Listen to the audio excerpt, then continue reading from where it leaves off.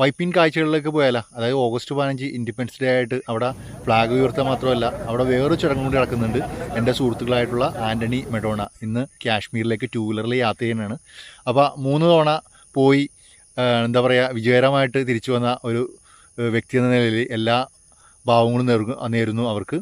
പോയി തിരിച്ചു പോവുക, കാഴ്ചകൾ കാണുക, രാജ്യത്തെക്കുറിച്ച് അറിയുക. ഞാൻ അന്നും, അതായത് 13 വർഷം മുമ്പ് തിരിച്ചു വന്നപ്പോൾ സ്റ്റേഡിയത്തിൽ വെച്ച് ഞാൻ അതിനെ സ്വീകരിച്ചത്. അപ്പോൾ അന്ന് ഞാൻ പറഞ്ഞൊരു വാക്കുണ്ട്, നമ്മളെല്ലാവരും പറ്റുമെങ്കിൽ എല്ലാവരും നമ്മുടെ രാജ്യം കാണുക. അതായത് 28 സ്റ്റേറ്റും 8 കേന്ദ്രഭരണ പ്രദേശവും കണ്ടിരിക്കണം. അല്ലെങ്കിൽ കേരളത്തിലെ മിടുക്കരായിട്ടുള്ള വിദ്യാർത്ഥികളെ കാണിക്കുക. അല്ലെങ്കിൽ എന്നല്ല, മാധ്യമപ്രവർത്തകർ മസ്റ്റായിട്ടും രാജ്യത്തെ അറിയുക, രാജ്യം കാണുക.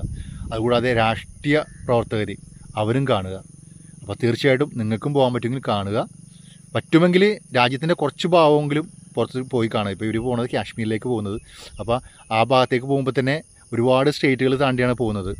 ആ കാഴ്ചകൾ തന്നെ രാജ്യത്തിൻ്റെ ഏകദേശ ധാരണ നമുക്ക് മനസ്സിലാക്കാൻ പറ്റും.